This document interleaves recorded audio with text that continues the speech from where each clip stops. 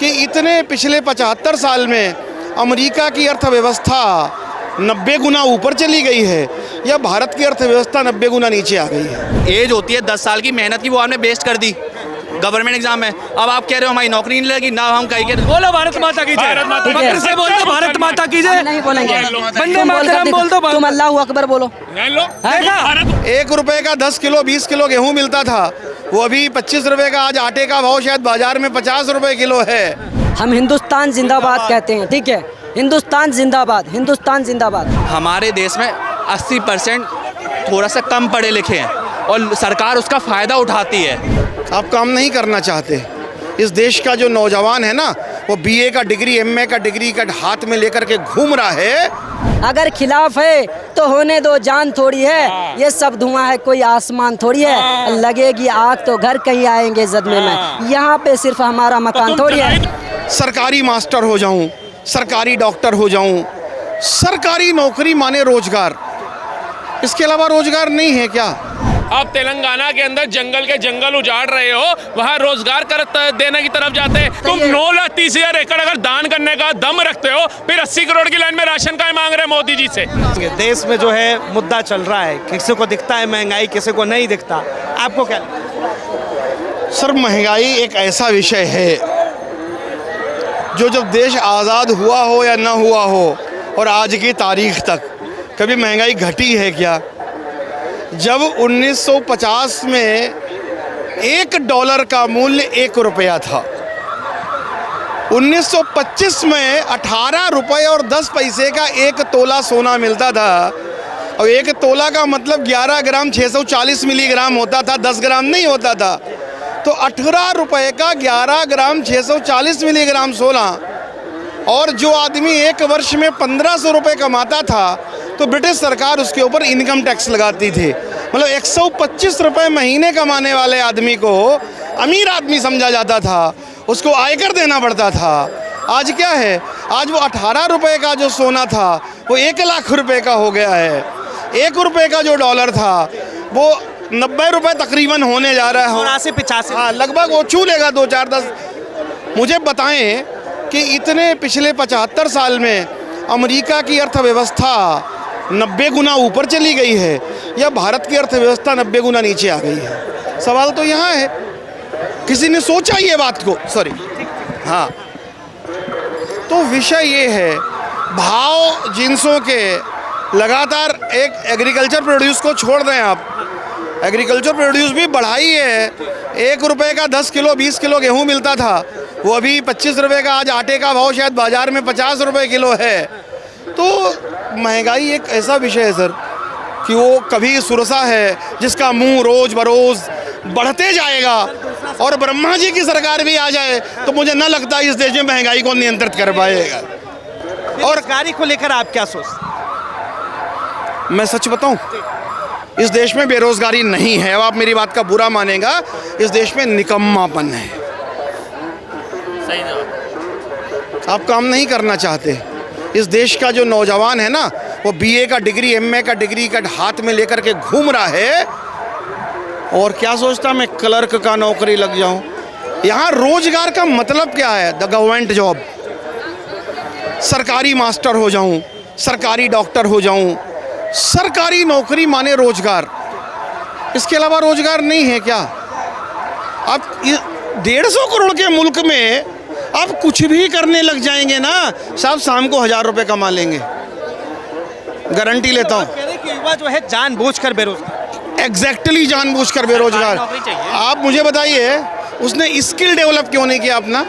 आज बीए का डिग्री ले लिया, कुछ स्किल भी लेता साथ में, कुछ एयर कंडीशन का मैकेनिक बनता, कुछ भाई साहब मोटरसाइकिल का मैकेनिक बनता, कुछ भाई साहब कार का मैकेनिक बनता, कुछ तमाम प्रोडक्ट्स हैं। आज नई नई एआई का ज़माना है, कुछ नए डेवलपमेंट करता, नौकरियां न ढूंढ करके खुद का रोजगार विकसित करता और 4 चूल्हे और जलाता। आप देखो ना, लालाओं के आज खारी बावली चले जाओ, वो पीढ़ी दर पीढ़ी से उनके बच्चे नौकरी नहीं कर रहे। इस चांदनी चौक में यहाँ से वहाँ तक 1000 दुकान होगी और 3 जनरेशन 4 जनरेशन काम कर रहे हैं। उन्होंने नौकरी की तरफ मुंह नहीं देखा और वो अपने को बेरोजगार नहीं कहते और कई करोड़ रुपए का महीना कमाते हैं। एक दुकान का कॉस्ट साहब 5 करोड़ से कम नहीं है और उसमें जो माल भरा होगा वो 20 करोड़ का होगा। आप कहते हैं देश में बेरोजगारी है, मुझे तो कहीं बेरोजगारी। विपक्ष कह रहा है, मैं नहीं कह रहा सर, ये विपक्ष कह रहा है। तो विपक्ष, जनता बेरोजगार नहीं है। पक्ष हो या विपक्ष, राजनीतिक व्यवस्था जो है ना उसका काम है एक दूसरे पर आरोप लगाना। अब ये भारतीय जनता पार्टी की सरकार है, आपको याद हो गया आधार कार्ड का मोदी जी खूब विरोध करते, चिल्ला चिल्ला करके सच्चर कमेटी का विरोध करते थे। आज क्या किया, सच्चर कमेटी लागू हो गई, आपको मालूम है? किसी ने विरोध नहीं किया। कोविड के टाइम में आपको पता तबलीगी जमातियों पर केस हुआ था और वो मरकज़ एक निज़ामुद्दीन में वो सील किया गया था और मौलाना साद कंधालवी के ऊपर मुकदमा कायम हुआ था। दिल्ली पुलिस ने सम्मान सहित वो चाबी मरकज़ के मौलाना को वापस कर दी है, आपको मालूम है? तो साहब ये राजनीतिक व्यवस्थाओं में मतलब ये सब कह रहे हैं कि ये जो है सत्ता पक्ष हो या विपक्ष हो, सब राजनीति। ये नूरा कुश्ती है साहब। आपने देखा ना जेपीसी के बाद एक वीडियो रिलीज हुआ है, वो सारे पक्ष विपक्ष के लोग बढ़िया चाय पी के खी करके अपना हंसी ठट्टा कर रहे हैं। तो ये क्या है? क्या कहेंगे भैया जी, बताइए। सर मेरा मानना ये है कि आदमी बेरोजगार है या रोजगार में, वो उसकी खुद की चॉइस है। मैं अभी चांदनी चौक में पूरा मार्केट घूमा, एक बतासा वाला 60 रुपए के 4 बतासे पिला रहा है, वो एक सरकारी नौकरी से ज़्यादा कमा रहा है। अब उसकी चॉइस है। अब अगर हम सोचें हमने पढ़ लिख लिया, हम तो सरकारी नौकरी करेंगे, प्राइवेट करनी नहीं है, अपना बिजनेस करना ही नहीं है, तो सरकार हर घर में सरकारी नौकरी दे, ये पॉसिबल नहीं है। अब उस गोलगप्पे वाले आप आंकड़ा देखिए, अगर कोई 60 रुपए के 4 गोलगप्पे, खुद सीए हूँ, कम से कम 1000 व्यक्ति मैं को चार्टर्ड खिलाता होगा, अकाउंटेंट 1000 व्यक्ति को खिलाता होगा। 60,000 का कैश कलेक्शन, उस गोलगप्पे में प्रॉफिट कितना है? 80%। 60,000 में 80%, 48,000 रुपये उसने दिन का कमाया। 1 रुपये का टैक्स नहीं है, कैश की आमदनी है। आटा मैदा सूजी लाला से उधार लाता है, नगद में बेचता है और 3 करोड़ की कोठी चुटकी बजाता है, खरीद लेता है। आप क्या करोगे, आप बताओ? चल के आ रहा है 50,000 की नौकरी चाहिए सरकारी, फिर दहेज चाहिए 1 करोड़ 50 लाख डिमांड चल रही है, ये ट्रेंड चल रहा है। मैं तो मानता हूँ मैं सीए हूँ, अब मुझे जॉब करनी है, बिजनेस करना है, वो मेरी पर्सनल चॉइस है। मैं जॉब नहीं कर रहा, आज मुझे 20 लाख का पैकेज मिल रहा है, मुझे नहीं करना है, मुझे बिजनेस करना है, ये मेरी पर्सनल चॉइस। अगर मैं सोचूं नहीं मैं तो यूपीएससी सीजीएल एसजीएल जैसा दुनिया भर में लग जाऊं और अपनी आधी ज़िंदगी वही में निकाल दूं, तो फिर क्या होगा? आप ये बताओ, 20 साल से आदमी लग जाता है तैयारी में, कोई गारंटी नहीं है, इतनी वैकेंसी आती नहीं है। आपने 10 साल बर्बाद कर दिए, अब उम्र हो गई 30 साल। अब 30 साल के बाद आदमी 30 साल की एज में क्या कर पाएगा? फिर आपकी जो एज होती है 10 साल की मेहनत की, वो आपने वेस्ट कर दी गवर्नमेंट एग्जाम में। अब आप कह रहे हो हमारी नौकरी नहीं लगी ना, हम कहीं के। राहुल गांधी भी तो बिहार में जाके अभी कह रहे हैं भाई पलायन रोको, रोजगार दो। मैं बता रहा हूँ सर, हम कह रहे हैं मोदी गवर्नमेंट की मैं तारीफ नहीं कर रहा हूँ, दुनिया की कोई भी गवर्नमेंट, जो हमारी आबादी है 150 करोड़, पहले तो आबादी बढ़ाओ फिर रोजगार चाहिए, कहाँ से पॉसिबल है सर? भाई साहब, अगर जो कह रहा है, हम कह रहे हैं मोदी सरकार भी कह रही है हम सबको रोजगार देंगे, वो झूठ बोल रही है, क्यों? पॉसिबल नहीं है वो चीज़। और रही महंगाई की बात, जिस देश में महंगाई बढ़ती है 4% दर एक रीजनेबल रेट होता है, जो दिखाता है देश की तरक्की हो रही है। महंगाई बढ़ना अच्छी बात है, लेकिन एक लिमिट में 4 से 5%। हाँ, अगर 7-8% बढ़ती है कभी कभार तो उसको बैलेंस किया जाता है, सरकार करती भी है, लेकिन 4 से 5% दर अगर महंगाई बढ़ रही है तो कोई ज़्यादा महंगाई नहीं बढ़ रही है। आप मुझे ये बताओ, हर चीज़ महंगी बता रहे, सिलेंडर महंगा हो गया, मैं 60 रुपये के 4 बतासे पी के आ गया, वो क्या महंगाई नहीं है? फिर नहीं हुआ, बताओ, सही बात है। बताओ आप, सिलेंडर अगर 200 रुपये बढ़ रहा है, यहाँ पे 10 गुना 50 गुना रेट बढ़ा दिए, तो महंगाई वो नहीं है? रिक्शा वाला मुझे 50 रुपये में यहाँ से यहाँ तक छोड़ के आया 10 कदम के लिए, वो महंगाई नहीं है? फिर हैं, हर चीज़ सिलेंडर से नापो, 50 रुपये के लिए मैं इधर से इधर आके 50 रुपये मैंने खर्च कर दिया, वो महंगाई नहीं? अरे सर, क्या चल रहा है? महंगाई मानते हैं, महंगाई बढ़नी चाहिए, हर देश में बढ़ती है महंगाई। आमदनी खर्च, मतलब आप कह रहे हैं कि महंगाई बढ़ना अच्छी बात। हाँ, अच्छी बात है, लेकिन उसके साथ देखो बस आपकी इनकम भी बढ़ रही है और हर चीज़ एक पैरेलल में चलना चाहिए। हाँ, अगर अनबैलेंस हो रहा है तो वहाँ सरकार काम आती है, काम करती है। अब हर बार सरकार को गाली दो, करना खुद कुछ है नहीं, गाली बस दे जाना है। अभी क्या चुनाव का मुद्दा चला था, 8,000 रुपये देंगे हर महीना, ये देंगे, फॉर्म भर के खड़े हो गए, लाइनें लग गई यार कि 8,000 मिलेंगे, ना देखा भविष्य क्या है, ऐसी तैसी कराए, 8,000 रुपये महीना चाहिए, और हुआ का सरकार चेंज हुई नहीं, कुछ फॉर्म लेके घूम रहे भैया हमारे 8,000 लोगों। जो मैं बताऊं सर, बुरा मानने वाली बात नहीं है, हमारे देश में 80% थोड़ा सा कम पढ़े लिखे हैं और सरकार उसका फ़ायदा उठाती है। भाई अगर आपको ज्ञान नहीं है, सरकार उसका फ़ायदा उठाती, किसको हम और नहीं पढ़ाएंगे, उसे अज्ञान बना रहने देंगे। जब तक लोग अज्ञानी हैं सरकार उसका फ़ायदा उठाएगी और सरकार अपनी राजनीति करती रहेगी। बहुत बहुत धन्यवाद राहुल भाई। क्या कहेंगे, देखिए जिस तरह से महंगाई, बेरोजगारी, ये तमाम मुद्दा बना हुआ। अंकल जी को बोलिए। चोर है, सब चोर है, सब चोर है, सब चोर है। बस बस एक ही शब्द में मैं भी हूँ, सब ये सब है। जी बताइए। देखिए, बेरोजगारी का जो मुद्दा अभी भाई साहब भी बोल रहे थे, उन्होंने सही बोला। कभी ऐसा होता था कि 10 रुपए के 4 गोलगप्पे आते थे, आज वही गोलगप्पा आपको 50 रुपए का 4 मिलेगा। भाई साहब 60 रुपए का भी बता गए। तो हर बंदा अपनी आमदनी का साधन रोक चल लेता है। आजकल आपको बताओ, घर के अंदर अगर बिजली वाला भी है ना, 5 बटन होते हैं। एक टीवी का होता है, एक LED उसका टाटा स्काई का होता है, एक पंखे का, एक ट्यूबलाइट का। अगर एक बटन भी आपको दिल्ली जैसे शहर में ठीक कराना तो वो 50 से 100 रुपया ले जाता है सिर्फ एक बटन का। अगर 4-5 बटन, वो तो सारे बंदे कमा ही रहे हैं। ये बेरोजगारी का रोना वही रो रहे हैं जिनको सत्ता में कुर्सी नहीं मिल रही है, जिनकी सरकारें राज्य दर राज्य खत्म होती जा रही हैं, वही रो रहे हैं। बाकी अगर जनता इतनी त्रस्त है महंगाई से, कह रहे हैं कि वक्त के पीछे जो है महंगाई और बेरोजगारी दोनों को छुपा दिया। अरे वक्त के पीछे छुपा दिया तो हम कहते हैं आप सुप्रीम कोर्ट कहे गए, आप महंगाई खत्म करने की तरफ जाते, आप तेलंगाना के अंदर जंगल के जंगल उजाड़ रहे हो, वहाँ रोजगार देने की तरफ जाते। आपने तेलंगाना के जंगलों से माइंड डाइवर्ट करने के लिए वक्फ बोर्ड को सुप्रीम कोर्ट में चुनौती दे दी। क्या आवश्यकता है? आप देश हित की बात करिए ना। देश की जनता ने देश के विकसित के लिए आपको चुना है, विकास के लिए, लेकिन आप अपना विकास करते हैं, आप देश का विकास नहीं करते। वक्फ बोर्ड ने 9,30,000 एकड़ जमीन जिसका वो दावा करता है, वो कहां से आई? कभी आपने उसकी जांच करने की कोशिश करी? चाहे राहुल गांधी हो, चाहे अखिलेश यादव हो, सुप्रीम कोर्ट आप लोग पहुंच गए, लेकिन वो 9,30,000 एकड़ जमीन आई कहां से? एक तरफ आप कहते हो कि भैया जी 20-25 साल पुराने CNRC के तहत पेपर नहीं है मुसलमान के पास, वो बारिश आ गई, बाढ़ आ गई, वो तबाह हो गया। वहीं आप कहते हो जी 76 साल पहले जो मुसलमान पाकिस्तान चला गया उसके पेपर है, वो संभाल के रखे। 300 साल पुराना मुगलों के पेपर आपने संभाल के रखे, लेकिन CNRC के तहत शाहीन बाग भारत में बना देते हो, दिल्ली की राजधानी को, लेकिन पेपर दिखाने के नाम पर गए अराजकता फैलवाते हो। मुसलमान समुदाय के कई ऐसे नेता हैं जो कह रहे हैं भाई हमारे अंगने में तुम्हारा क्या काम है। इनसे पूछिए आपका भी क्या काम है? आप भी तो नॉन मुस्लिम हो। अखिलेश यादव मुस्लिम है क्या? राहुल गांधी मुस्लिम है क्या? मेरे भाई, वो हमारा निजी मामला है, हमारा दीन का मसला है। उसको इन लोगों को क्यों जरूरत है? हमारे इनसे पूछिए, इनका अगर निजी मामला है हम अखिलेश को मानते हैं तो ना वो राहुल गांधी सुप्रीम को। कोर्ट जा रहा है, तुम जाओ सुप्रीम कोर्ट। ये लो बेवकूफ, लॉलीपॉप दिए मुसलमानों को, वो लोग लॉलीपॉप दे रहे हैं मुसलमानों को। बहुत बढ़िया, हमारा नेता, ठीक है, हमारा नेता है MIM बैरिस्टर असदुद्दीन अवैसी, जो सच बात करते हैं, हक की बात करते हैं, ठीक है, और वक्फ की बिल की बात कर। देखिए इसी को आप अपना नेता मानते हैं? बिल्कुल, कुरान कहता है रो रहा है कि वो तो रो रहा था लोकतंत्र के लिए रो रहा है, हैं? ठीक है, अपने अच्छा, कौम के लिए। तुम मानते हो? हमारे कौम में कुछ गद्दार लोग ऐसे हैं जो मिठाइयाँ खा रहे हैं पैसों के लालच में, ठीक है, लेकिन हम भी गरीब हैं, हम भी गरीब हैं। अरे भाई देखिए, OBC ने आपको मकान दिलाया क्या? मकान आपको मोदी से चाहिए? गवर्नमेंट किसका है? किसका है? के नाम पे जमीन हड़पोगे, वो तो हमारे मकान मोदी से लोगे। मामला है तो भाई मकान देने के लिए हम तुम्हारे मेरे भाई सुनो, पढ़े लिखे बनो, बीइंग एजुकेटेड, आपका अपना मामला है ना। वक्त करी हुई जमीन, वक्त का मतलब होता है दान। वक्त का मतलब, सुनो तो सही भाई, सुनो तो सही, वक्त का मतलब है दान करना। दान करी हुई जमीन की भाई, कोई बेवा है उसके लिए आश्रम दे दो, कोई अब मान लो सर, मेरा बात सुनो, चुप हो जाओ।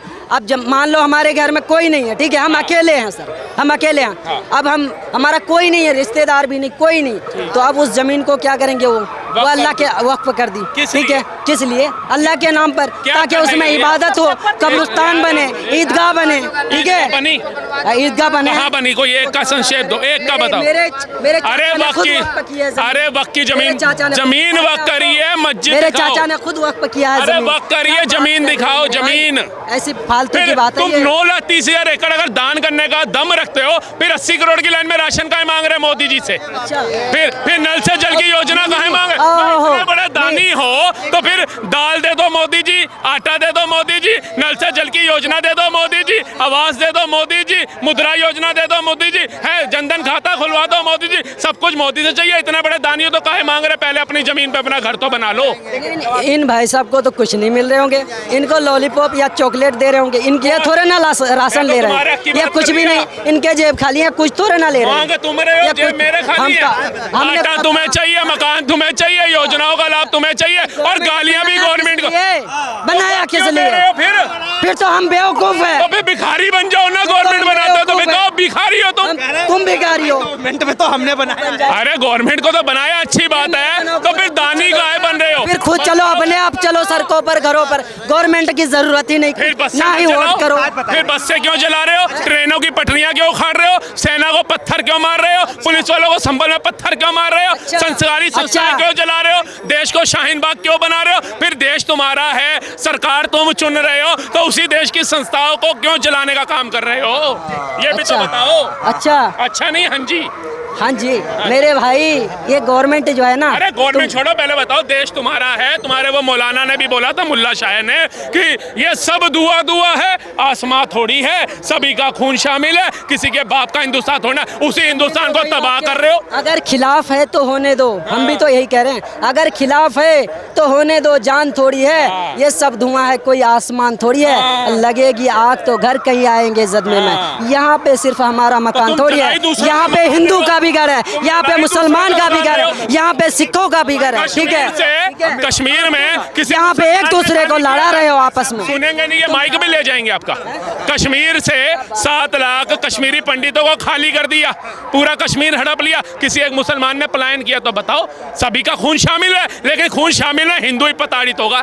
ब्रह्मपुरी के अंदर हिंदू ही बोर्ड लगाएगा पलायन का, तमिलनाडु में हिंदू ही बोर्ड लगाएगा पलायन का, केरला में हिंदू ही पलायन का बोर्ड लगाएगा, मुसलमान क्यों नहीं लगाता कभी पलायन का बोर्ड? भाई आप कभी बीफ पर बात करते हो, लेकिन सुनो मेरे बात सुनो, लेकिन अच्छा नहीं, आप ही तो गए, लेकिन आप तो चीन ने लद्दाख में कब्जा कर बैठा, उनकी बात नहीं करेंगे। परजवल रैना भाग गए, उस पर नहीं बात करेंगे। परजवल रैना रेप करके भाग गए। 2 देश खा लिए तुम, पाकिस्तान और बांग्लादेश, अपनी चिंता नहीं, अपने हिंदुस्तान को दिल में बसाने वाला मुसलमान, हिंदुस्तान का ही टुकड़ा करके 2 देश खा गया, उसकी चिंता नहीं। जो फख्र से कहते हैं हम हिंदुस्तानी मुसलमान हैं, हम यहीं मरेंगे, यहीं मिटेंगे, और इसी मिट्टी में दफन होंगे। बोलो भारत माता की जय, फख्र से बोल दो भारत माता की जय। नहीं बोलेंगे, वंदे मातरम बोल दो, तुम अल्लाह अकबर बोलो, भारत माता की जय तुम बोलो, बोलो, तुम बोलो भारत माता की जय, मैं अल्लाह अकबर बोलूंगा। बोलो भाई, हम इस भारत माता यार तुम नहीं मानते, ठीक है? लेकिन फिलिस्तीन का अपना अब्बू जरूर मानते हैं, फिलिस्तीन का दूसरा, बांग्लादेश को तीसरा, पाकिस्तान को चौथा, जितने इस्लामिक कंट्री सारे इनके अब्बू है, लेकिन भारत इनकी माता नहीं है। हिंदुस्तान जिंदाबाद तो कही देंगे। हम हिंदुस्तान जिंदाबाद कहते हैं, ठीक है? हिंदुस्तान जिंदाबाद, हिंदुस्तान जिंदाबाद। लेकिन ये लोग ऐसे हैं कि पाकिस्तान, अरे चुप हो जाओ, ये लोग को पता नहीं फ्लाइट की टिकट कौन देते हैं मेरे भाई। ये लोग कब पाकिस्तान और इजराइल चले जाते हैं, लेकिन लोग छोटा सा फिलिस्तीन देश हमारे मुसलमानों को शहीद करें, इनकी बात नहीं करेंगे। कह दिया है कि कानून बन गया है, कानून बन गया है, अब इसे जो है मानना पड़ेगा। हम नहीं मानेंगे वक्फ कानून को, नहीं मानेंगे। चले कब है देश के संविधान से जो आप इनसे क्वेश्चन कर रहे हो? ये योगी बाबा के भूत हैं। कुरान कह रहा है इहदिना सिरात मुस्तकीम, रास्ता उनका जिन पर इनाम हुआ, ना के भटके हुआ का। तो मेरे प्रॉफिट मोहम्मद सल्लल्लाहु अलैहि वसल्लम को दीन, हमारा इस्लाम दीन जो है उस पर ये नाजिल है, हम उसके मानने वाले हैं और उसी का मानेंगे। उन्होंने जो बताया है हम वो करेंगे, ठीक है? और हम उन्होंने हमें अमन की बात सिखाई है, उन्होंने हमें मोहब्बत की बात सिखाई है। ये माइक में ले जाएंगे, संविधान की धज्जियां उड़ा के। इनसे पूछिए, इन्होंने कहा हम अपने दीन के हिसाब से चलेंगे, अपने धर्म के, अपने। अभी आपका सुना ना, अब 2 मिनट सुनिए उनको। भैया जी, दोहरी मानसिकता देखो, एक 18-20 साल से ज्यादा उम्र नहीं है, इसकी मानसिकता सीधी उजागर है कि हम अपने दीन के हिसाब से, अपने धर्म के हिसाब से चलेंगे।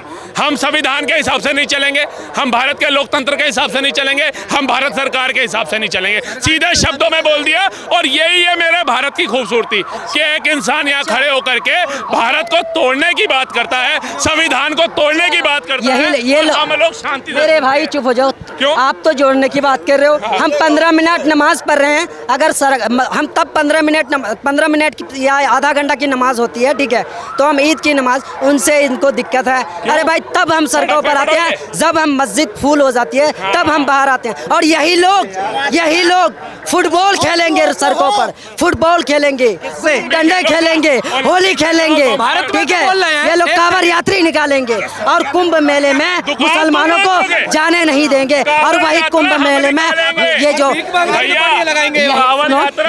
यही कुंभ मेले में मुसलमानों ने हिंदुओं को शरण दी, ये इसकी बात नहीं करेंगे। फिर बाद में नागपुर में पत्थर मारे। कह रहे हैं, एक मिनट, अरे एक मिनट यार, अरे एक मिनट भाई साहब, ये कह रहे हैं कि भाई साहब आप जो है फुटबॉल खेलिए, आप जो है कांवड़ यात्रा निकालिए, हमें कोई दिक्कत नहीं, लेकिन हम 15 मिनट के लिए नमाज पढ़ ले तो उससे क्या इनसे ये पूछिए, कांवड़ यात्रा अगर निकाली जाती है ना तो पहले पढ़ाई करो। वो नहर वाले रास्ते पे डाल दिया जाता है, मुजफ्फरनगर के पीछे में है, अब नहर वाले रास्ते से कांवड़ी आते हैं, 200 किलोमीटर पैदल चल के आते हैं। अब इनसे ये पूछिए, 30 लाख मस्जिदें हैं, एक मस्जिद फुल होगी, बाजू वाली में चले जाओ, बाजू वाली में चले जाओ। अरे मेरे भाई यही तो बात है। अब मेरे जा नहीं सकते, नहीं जा कैसे सकते हैं, क्योंकि एक पे भर गई बगल वाली सुन्नी की है, क्योंकि इनमें तो ये भी है सिया सुन्नी में जा नहीं सकता, ये भी तो है। और दूसरी बात, बड़ी मस्जिदों की बातें कर रहे हैं कि टाइम 15 मिनट, कुवैत में जो टाइम कम कर रहे हैं नमाज पढ़ने को, उसके बारे में बात करें जरा। क्योंकि मस्जिद में नमाज पढ़ने से बिजली और पानी ज्यादा खर्च होता है, तो नमाज का टाइम कम किया जाए, बात करें जरा। अच्छा करें जरा, इस्लामिक कंट्री है वो, तो करें जरा। अच्छा, सऊदी में स्पीकर उतार दिए, सऊदी में लाउड स्पीकर उतार दिए, और कतर के अंदर वॉल्यूम कम कर दी ताकि ध्वनि प्रदूषण ना हो। चीन के अंदर अपनी चादर उठा करके थाने में जमा करनी पड़ेगी, नहीं तो बंद कर देंगे। इतनी रोक टोक के बाद भी वो मसीहा है, लेकिन भारत में आजादी से रहने वाला मुसलमान जो खुलेआम कह रहे हैं मैं संविधान नहीं मानता, मैं अपने धर्म से चलूंगा, उसको सवाल आखिरी सवाल। कौन कह रहा है कि हम संविधान को नहीं मान रहे हैं? अरे हम मान रहे हैं, हम मान रहे हैं संविधान को, बाबा साहेब भीमराव अंबेडकर के। लेकिन हम जो मोदी गवर्नमेंट है, कभी ये बिल वक्फ सीए एनआरसी इनको नहीं मानेंगे जो हमारे खिलाफ है। चले जाओ, मानो बाबा साहब को, मानोगे बाबा साहब भीमराव अंबेडकर ने तो कहा था तुम चले जाओ। ये कानून वक्फ का बाबा साहेब ने, वो जिंदा है, वो जिंदा है, उन्होंने बनाया, ये तो मोदी की सरकार बना रही। 10 साल पहले नहीं, 2014 से मोदी की सरकार 2014 के बाद बनी है, ठीक है, लेकिन तब सो रहा था जब 2014 चुनाव से पहले, 2014 चुनाव में आचार संहिता से पहले वक्फ बोर्ड के अंदर संशोधन करके सारी शक्तियां दे गए, तो सो ही रहे थे, आज जाग गए। तुम्हें मिर्ची काहे लग रही है? धन्यवाद तमाम जानकारी के लिए। तो सुना आपने आम जनता की बातें, आम जनता की राय। बहरहाल इसे लेकर आपकी क्या राय, अपनी राय जरूर बताएं। फिलहाल के लिए इतना ही। ऐसे तमाम खबरों के लिए देखते रहे वो न्यूज़।